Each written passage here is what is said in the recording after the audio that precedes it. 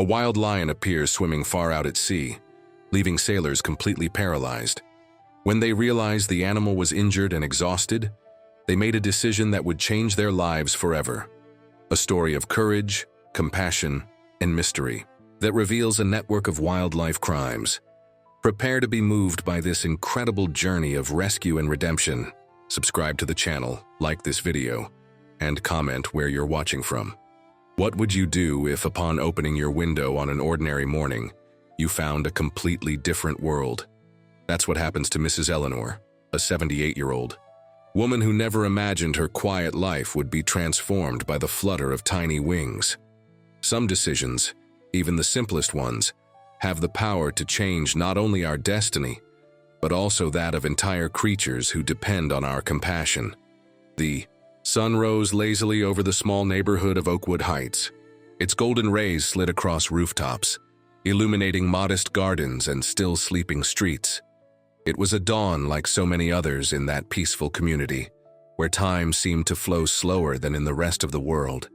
At the end of the main street, almost hidden by an old flamboyant tree, was Mrs. Eleanor's house. The neighbors knew her well, or thought they did. To them, she was just the widowed lady who had lived alone for almost 2 decades, ever since her husband, George, passed away after a sudden heart attack. Discreet and reserved, she greeted everyone with a contained smile but rarely lingered in conversation. What no one knew was that behind those brown eyes faded by time, there existed a woman who carried not only memories, but also a secret that would transform the lives of everyone around her.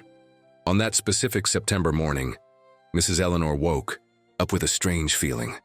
Something in her chest told her that day would be different. Ignoring the arthritis that made her first movements of the day painful, she got up carefully and walked to the living room window, as she did religiously every morning. The ritual was always the same. Open the lace curtains she had made herself, deactivate the simple alarm installed by her grandson, and finally unlock the sky blue painted wooden shutters. The world looks different when you have time to observe. Doris, she used to say to herself, contemplating the backyard. And on that day, the world truly was different. There, fallen under the jabuticaba tree, was a toucan chick. Its feathers didn't yet have the characteristic vibrancy of the species, and its enormous beak seemed disproportionate to the small, trembling body. Eleanor froze. In her nearly 80 years of life, she had never seen a toucan so closely, much less in her own backyard. This region had been the natural habitat of these birds decades ago, but the relentless advance of urbanization had pushed them away, turning their presence into something almost mythological for the younger residents. Eleanor's heart raced.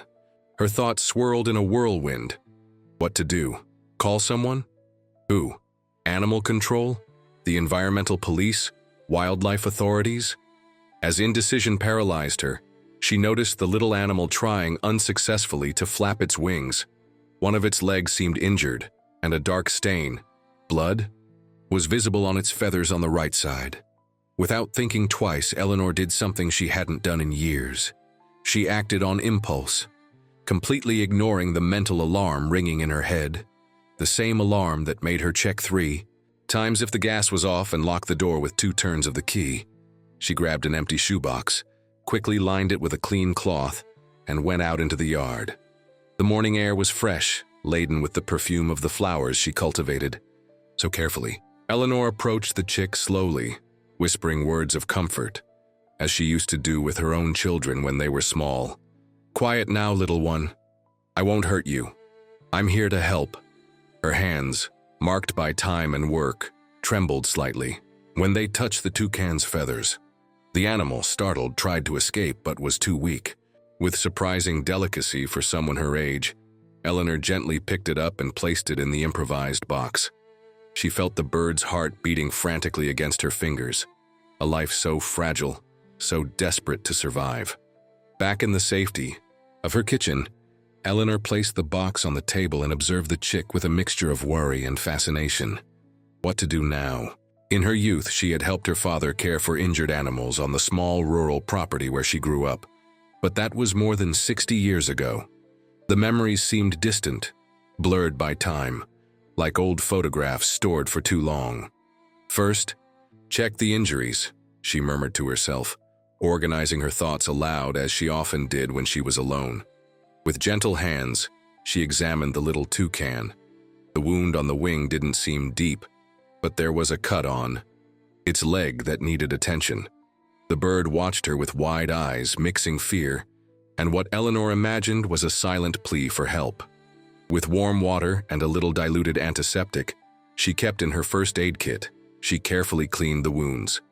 She improvised a small splint for the leg with wooden skewers and adhesive tape, a technique she had learned decades ago. Throughout the process, she spoke softly to the chick, telling it stories about the neighborhood, about how everything was different before the arrival of the big construction companies, when that area was still surrounded by a small woods.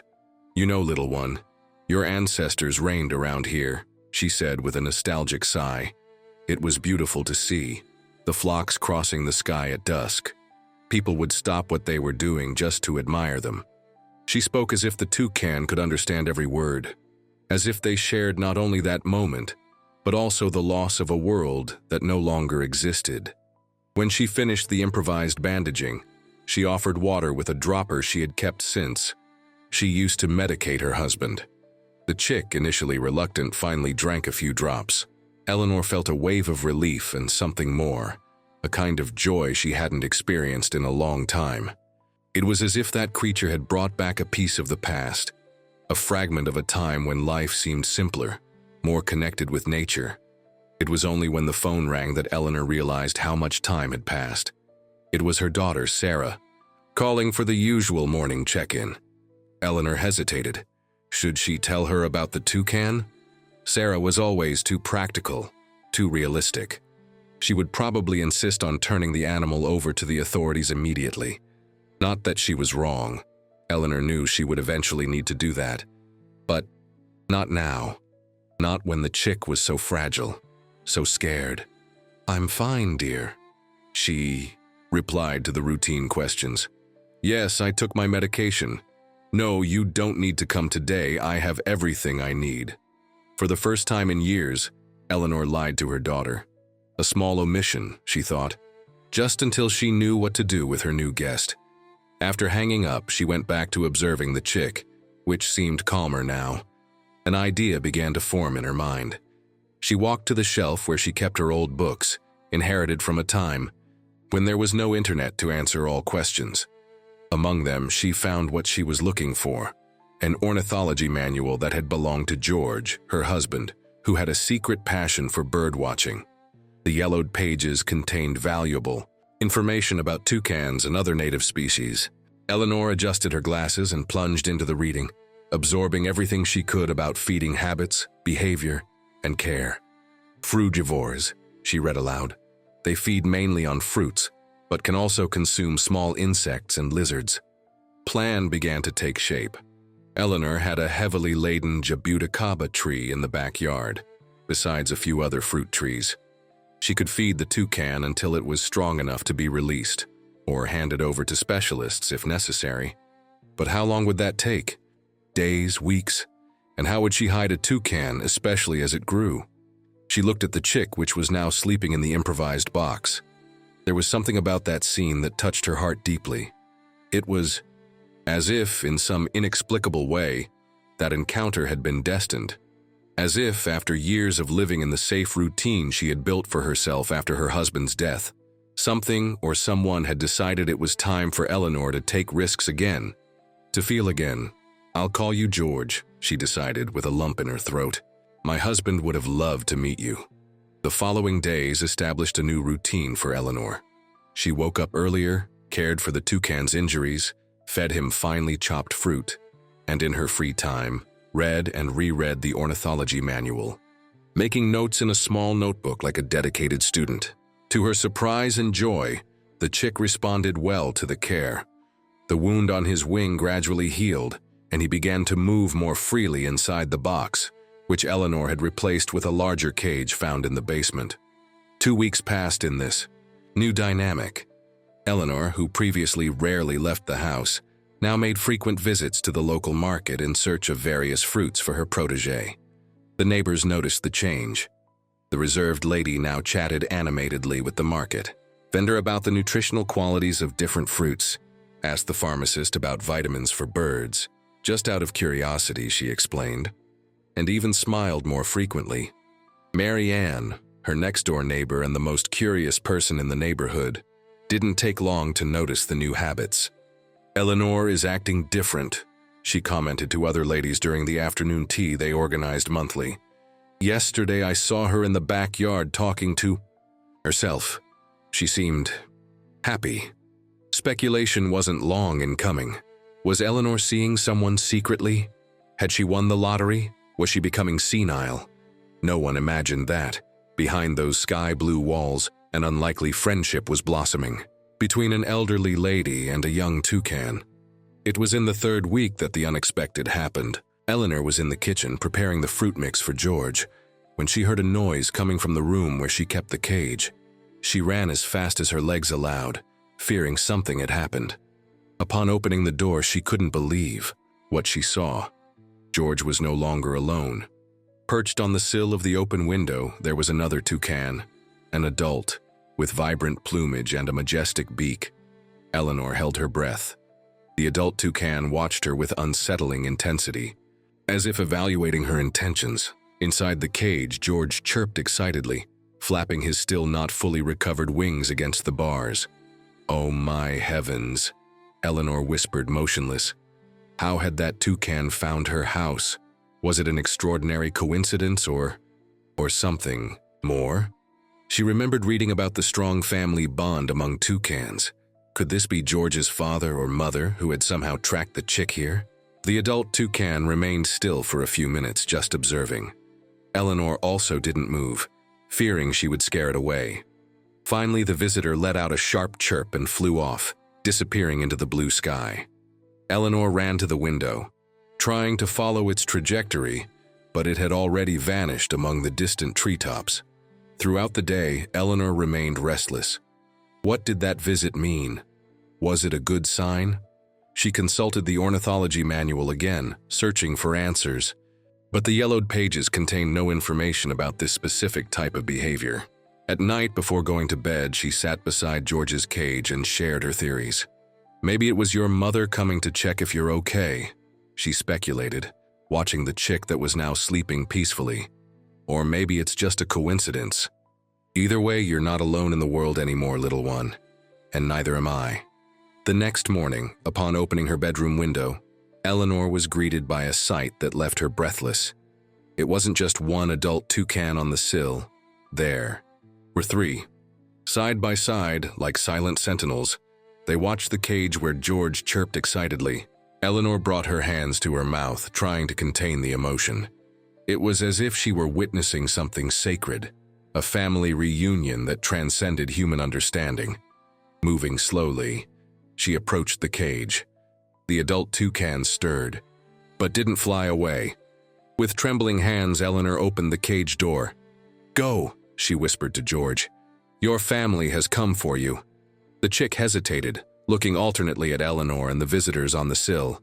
For a painful moment, Eleanor thought he might prefer to stay, which would be simultaneously moving and problematic.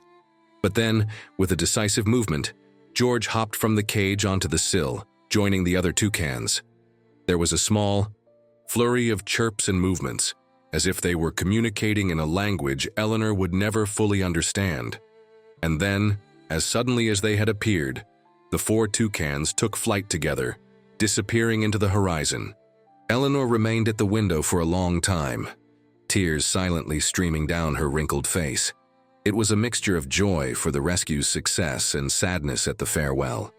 In just 3 weeks, that small, feathered being had filled a void in her life she didn't even know existed. That night, Eleanor had difficulty sleeping. The house felt strangely empty without George's presence. She tossed and turned in bed, recalling the shared moments, wondering if she had done the right thing by letting him go. What if he wasn't fully recovered? What if the other toucans weren't really his family, but strangers who might reject him? She was awakened from her restless thoughts by a sound on the roof, a noise of light footsteps, as if something small was moving up there. Eleanor sat up in bed, alert. Rats? No, the sound was different. More rhythmic, more intentional. Moved. By curiosity, she got up and went to the living room window, from where she could see part of the roof. The full moon illuminated the scene like a natural spotlight. What she saw made her heart pound.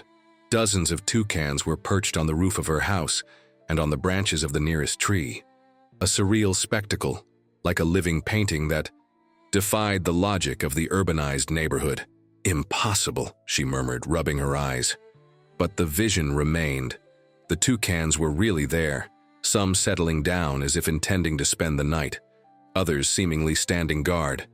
Eleanor recognized George among them, or thought she did, as from a distance and in the dim light it was hard to be sure. The phenomenon repeated the following night, and the next, and the night after that. Eleanor's roof became an improvised dormitory for a growing population of toucans. During the day, they disappeared, likely in search of food in the more distant areas where fragments of wood still existed. But at dusk, they returned, transforming the modest house into the epicenter of an extraordinary event. It wasn't long before the neighbors noticed. The peaceful neighborhood had never witnessed anything like it. Residents came out into the streets at dusk to observe the arrival of the toucans, creating an almost tourist-like event. Children pointed excitedly, adults filmed with their cell phones, seniors commented among themselves on how nature sometimes found surprising ways to resist urban sprawl. Eleanor, who had previously been just the discreet widow at the end of the street, suddenly found herself at the center of attention. Reporters from the local newspaper appeared at her door, wanting to know how she had attracted the toucans. Environmentalists visited her, fascinated by the phenomenon. City Hall, municipality, sent technicians to assess the situation. Amidst so many visits and questions, Eleanor kept George's secret.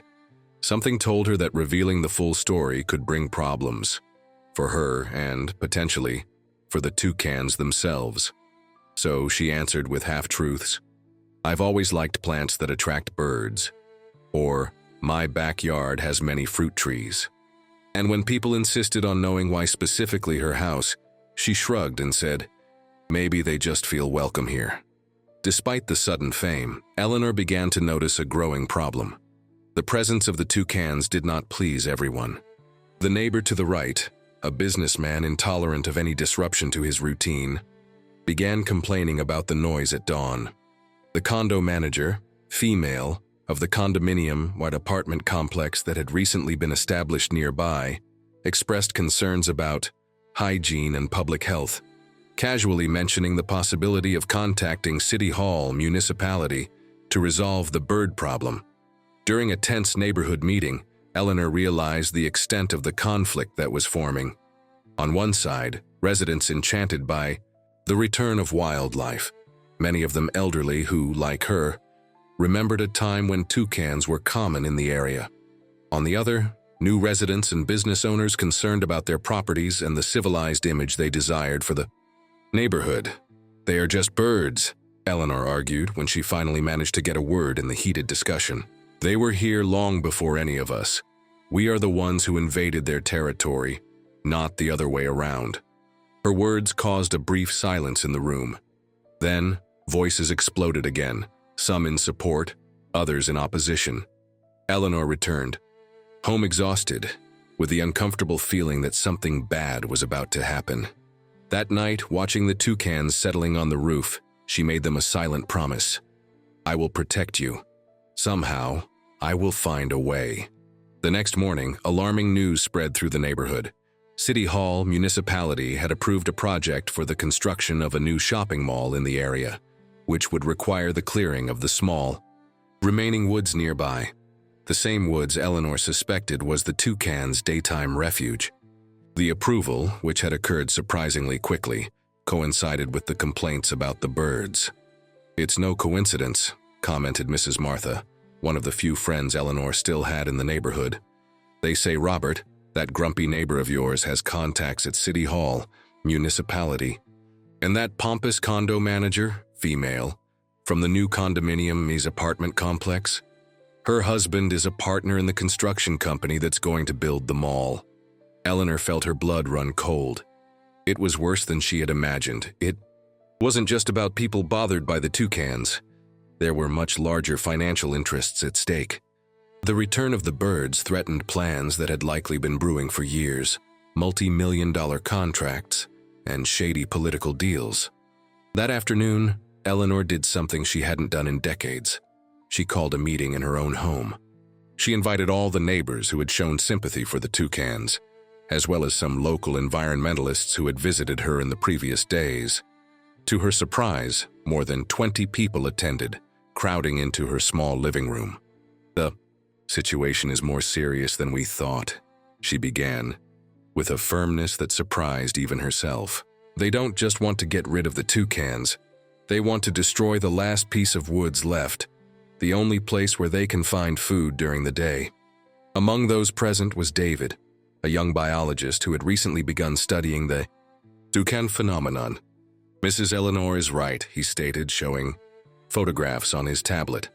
"We have identified at least 40 toucans using her roof as a dormitory. It's the largest group of this species recorded in the metropolitan area in over 30 years. And you know what's most incredible? They only returned now. Something brought them back after decades of absence." Eleanor looked away, feeling the weight of George's secret. She knew exactly what, or rather who, had brought the toucans back. But that story would remain guarded in her heart. The meeting produced a plan of action. David and other specialists would provide technical reports on the ecological importance of the woods and the toucans. Some younger residents would organize protests and social media campaigns. Mrs. Martha, who had a journalist nephew, would ensure media coverage. And Eleanor? Well, she agreed to become the symbol of resistance, the impromptu guardian of the toucans, as someone suggested. In the days that followed, the small sky-blue house became the headquarters of a rapidly growing movement. The story of the toucans returning after decades and the elderly woman who welcomed them captured the public's imagination.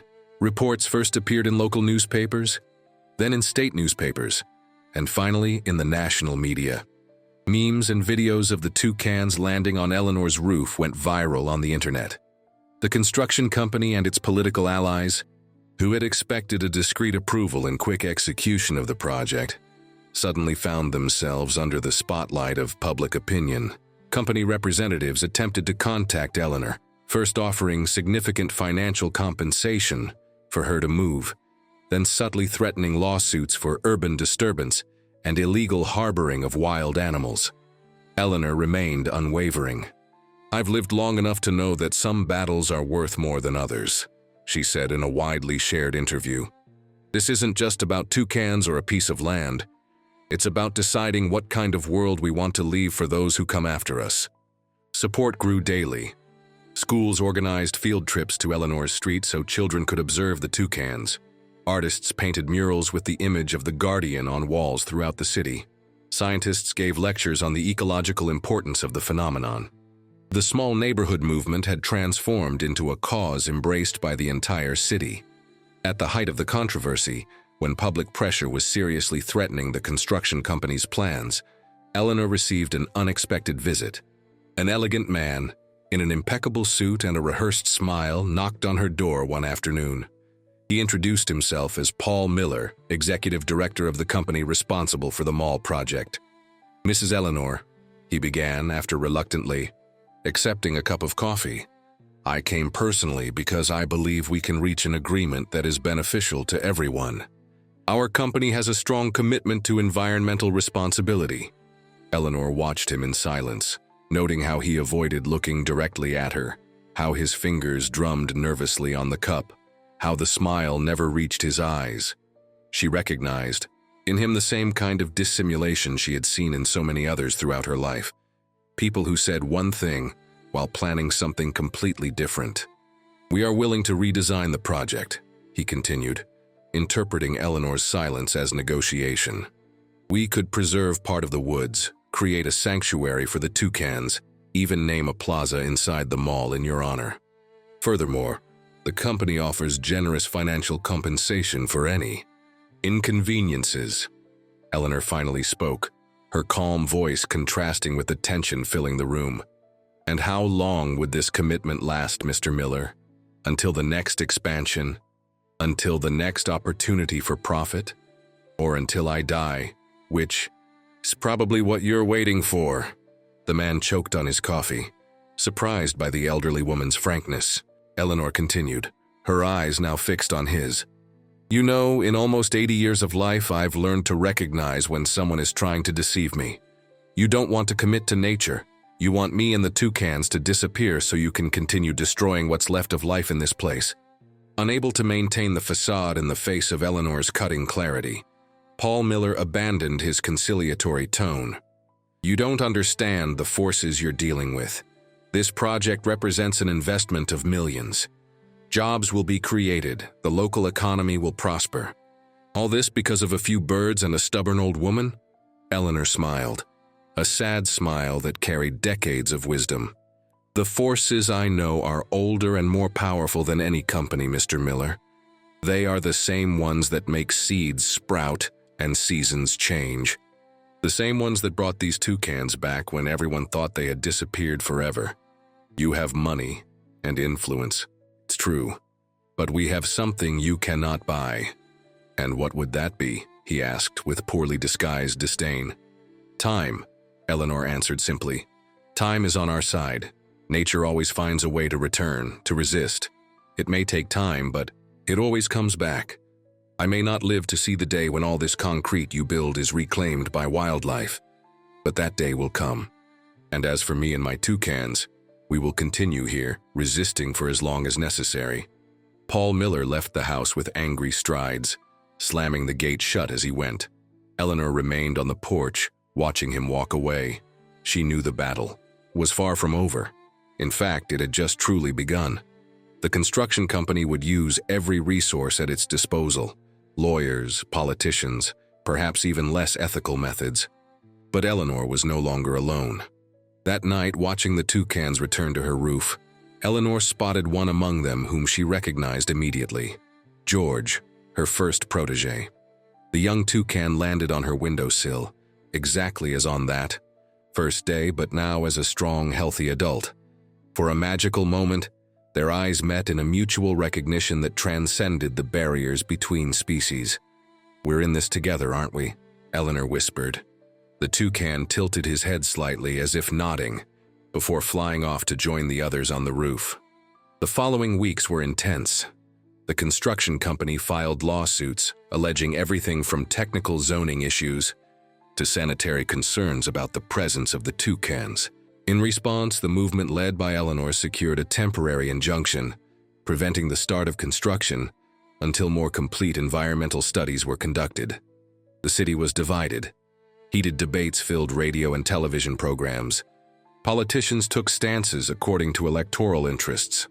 At the center of the controversy, Eleanor maintained her simple routine, waking early to observe the toucans' departure at dawn and eagerly awaiting their return at dusk. It was during this period of uncertainty that an unexpected event definitively changed the course of history. One morning, while having her coffee on the porch, Eleanor noticed something unusual. Some of the toucans had not left with the rest of the flock. They remained in the backyard, specifically around the jabuticaba tree. Intrigued, she approached, cautiously. What she saw left her speechless. 3 pairs of toucans had built nests in the highest branches of the tree. This was revolutionary. Toucans rarely nested in urban areas, preferring dense forests far from human presence.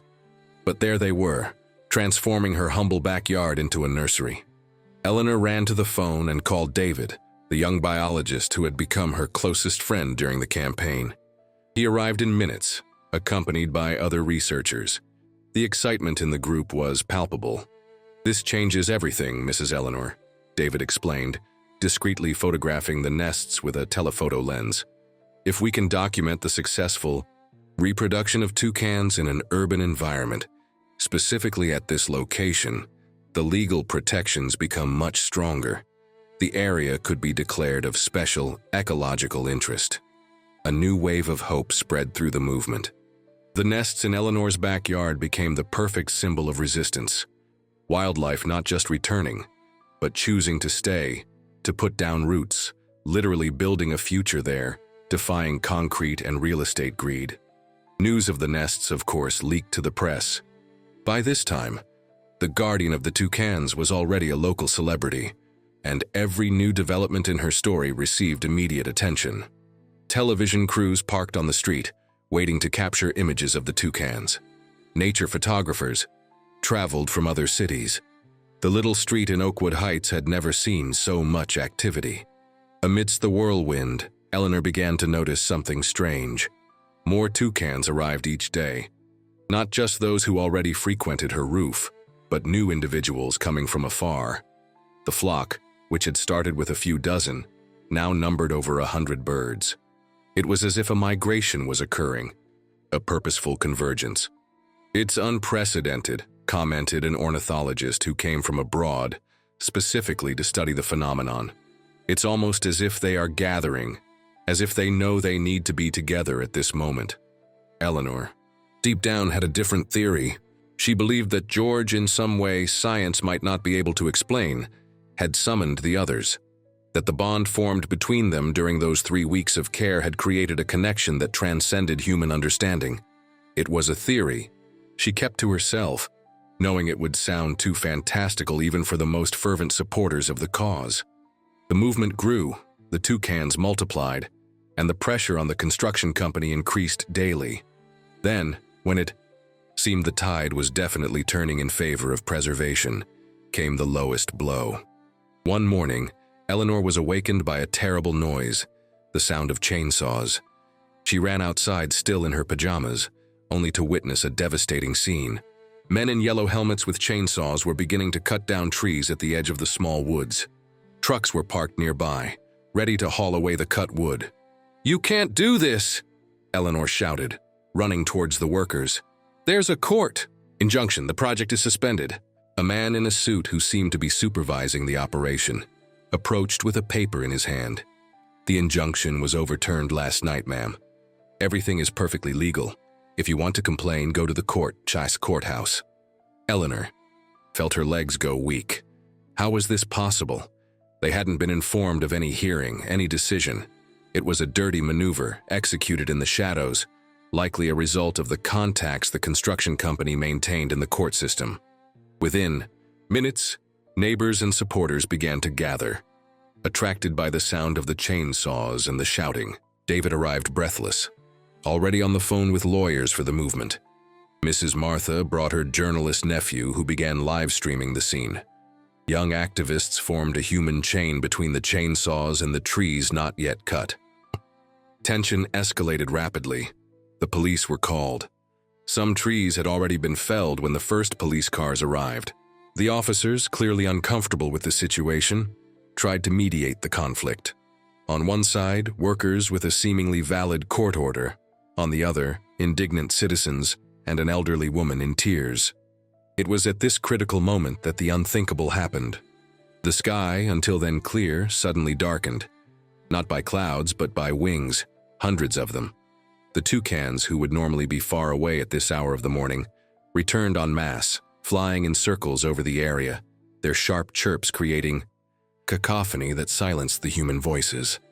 And then, in a scene that seemed lifted from a fantasy movie, the toucans began to descend, landing on the branches of the threatened trees, on the trucks, on the chainsaws themselves abandoned on the ground by the stunned workers. Others landed on the shoulders and heads of the protesters, as if they were clearly choosing a side in the conflict. "Oh my God," murmured Mrs. Martha's journalist nephew, without stopping filming. "This is going live nationwide." Eleanor, in the middle of the chaos, spotted George. The toucan had landed on the roof of one of the police cars and was looking directly at her, as if transmitting a silent message. And perhaps that was exactly what was happening, for Eleanor felt a sudden certainty fill her, a clear understanding of what she needed to do. With determined steps, Eleanor walked to the center of the confusion, where the construction supervisor was arguing heatedly with police officers and activists. Her presence somehow created a pocket of silence amidst the chaos. "Sir," she said, addressing the man in the suit, her voice acquiring an authority that surprised everyone, You may have your papers and your court orders. You may have your money and your powerful contacts. But we, and here she gestured broadly, including not only the humans present but also the toucans, we have something much older and more sacred on our side. Look around you. The man looked clearly disturbed by the massive presence of the birds and the media attention the scene was receiving. Photos and videos of the toucans literally protecting the trees alongside humans were already going viral on social media. Still haven't understood what's happening here? Eleanor continued. This is no longer about a mall or about profit, or even about laws written by men. It's about rediscovering our humanity, our true place in this world. A toucan, Eleanor recognized George, flew from the roof of the police car and landed on her shoulder, as if to emphasize her words. The image of the frail elderly woman with the majestic toucan on her shoulder, both facing the chainsaws, was captured by dozens of cameras. In seconds, it became the definitive symbol of resistance. The construction supervisor, realizing the devastating defeat in public opinion that was materializing before his eyes, motioned to the workers. "Stop everything. Let's go." The crowd erupted in applause and shouts of joy. The toucans, as if responding, filled the air with their characteristic chirps, creating a wild symphony that echoed throughout the entire neighborhood. Eleanor remained motionless in the center of it all, tears streaming freely down her wrinkled face, the comforting weight of George on her shoulder reminding her of how it had all begun, with an improbable encounter between a lonely elderly woman and an injured toucan. In the weeks that followed, the victory was consolidated in practical terms. The construction company, facing an avalanche of criticism and even consumer boycotts, officially announced its withdrawal from the project. The small woods was declared a permanent preservation area, protected area. Scientists and researchers established a research center on the reintroduction of native species in urban environments, using the phenomenon of Eleanor's toucans as a model case. Eleanor, now nationally known as the guardian of the toucans, received honors, invitations to speak, and even book proposals about her story. She refused most, preferring the simplicity of her routine, waking early, observing the toucans, tending her garden. The only significant change she accepted was the transformation of her house into an official bird-watching spot, with a small part of the backyard adapted to receive visitors and students. On a quiet afternoon, about a year after the entire saga began, Eleanor was sitting on her porch when David, the young biologist, came to visit her with exciting news. "The chicks are about to leave the nests," he said, enthusiastic. "The first generation of toucans born here in Oakwood Heights. And there's more. We've identified toucans from here, establishing themselves in other neighborhoods in the city. A natural expansion is happening." Eleanor smiled, satisfied. Nature always finds a way, doesn't it? As long as we give it a chance. David hesitated before asking a question that had intrigued him for months. "Mrs. Eleanor, I've always wanted to know, how did all this really start? Did the toucans simply appear on your roof one day? Or was there something more?" Eleanor looked at the young scientist, then at the sky where some toucans were performing their evening flight, and finally at the jabuticaba tree where it had all begun. She thought of George, of the inexplicable bond they had formed, of the mystery that neither science nor reason could fully unravel. "Some stories are like seeds, David," she finally replied. "They need time buried in the darkness before sprouting into the sunlight. Perhaps one day I will tell this full story. For now, let's just appreciate the fruits it has produced." In the sky, an especially vibrant toucan flew in circles over the sky blue house, as if guarding that small piece of the world where hope had been reborn. George, the improbable messenger who had connected worlds that seemed irredeemably separated, the human and the wild, the past and the future, destruction and regeneration, and below, observing with eyes that had seen nearly 8 decades of transformations, Eleanor smiled. She, who thought she had little time left when it all began, now felt renewed by the certainty that some stories continue far beyond the limits of a single life. Hers and the toucan's had intertwined forever, like branches of the same tree, growing together towards the sky. What would you do if you found a completely different world when you opened your window? Eleanor discovered that sometimes the greatest acts of courage begin with the simplest gestures of compassion, and that it is never, ever too late to become a guardian of life. Even when you are nearly 80 years old and think you have seen everything the world has to offer. Because the deepest truth, which Eleanor learned on her improbable journey, is that nature never gives up on us. Even when we give up on it, all it takes is a single act of genuine connection to rekindle the ancient alliance between humans and the wild world. An alliance that, as Eleanor and her toucans proved, has the power to transform not just a neighborhood, but hearts, minds, and eventually, the future of us all.